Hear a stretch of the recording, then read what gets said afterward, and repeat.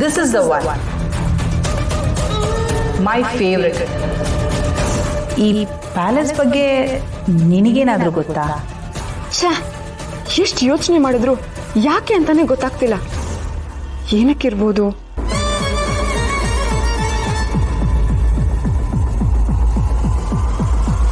ಏ ಗೌತು, ಏನೇ ಆಯ್ತು?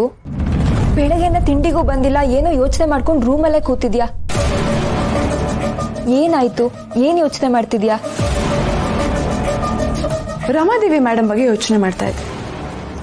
ಅವ್ರ ಬಗ್ಗೆನಾ? ಏನು? ರಮಾದೇವಿ ಮೇಡಮ್ ನನ್ನಿಂದ ಯಾಕೆ ಬಿದ್ದಿದ್ದಾರೆ? ನನ್ನ ಬಗ್ಗೆ ಅಷ್ಟೊಂದು ಇಂಪಾರ್ಟೆನ್ಸ್ ಯಾಕೆ ಕೊಡ್ತಿದ್ದಾರೆ? ಏನು ಅಂತಾನೆ ಅರ್ಥ ಆಗ್ತಿಲ್ಲ.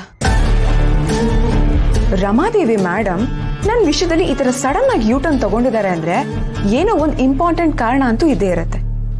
ಅದೇನಿರ್ಬೋದು?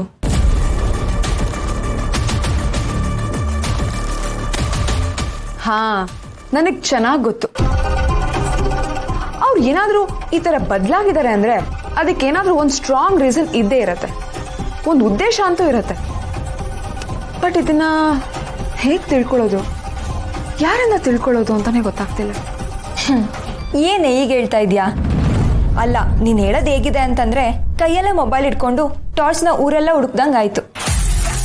ಏನ್ ಹೇಳ್ತಿದ್ಯಾ ನಿಖಿ? ಇನ್ನೇನೇ ಗೌತು, ಅಭಿ ಸರ್ ಇದಾರಲ್ಲ, ಅವ್ರಿದ್ರೆ ಎಲ್ಲ ಇದ್ದಾಗೆ. ಅವ್ರೊಂಥರ ನಿನ್ ಪಾಲಿಗೆ ಒನ್ ಸ್ಟಾಪ್ ಸೊಲ್ಯೂಷನ್ ಇದ್ದಾಗೆ.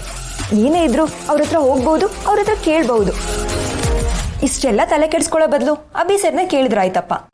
ಓಕೆ ನಿಖಿ, ಈ ಐಡಿಯಾ ನನಗೂ ಬಂತು. ಆದ್ರೆ ಅಭಿನ ಹೇಗ್ ಕೇಳೋದು ಅಂತಾನೆ ಗೊತ್ತಾಗ್ತಿಲ್ಲ. ಅದನ್ನ ನಾನು ನಿನಗೆ ಹೇಳ್ಕೊಡ್ಬೇಕಾ? ಯಾರಿಗೆ ಹೇಗೆ ಗಾಳ ಹಾಕ್ಬೇಕು ಅನ್ನೋದು ನಿನಗಿಂತ ಚೆನ್ನಾಗಿ ಯಾರಿಗೆ ಗೊತ್ತಿರಕ್ ಸಾಧ್ಯ? ನೀನ್ ಆ ಟ್ಯಾಲೆಂಟ್ನ ಇಲ್ಲಿ ಯೂಸ್ ಮಾಡ್ಕೋ. ಅಭಿ ಸರಿಂದ ಏನಾಯ್ತು ಅಂತ ತಿಳ್ಕೊ ಅಷ್ಟೇ.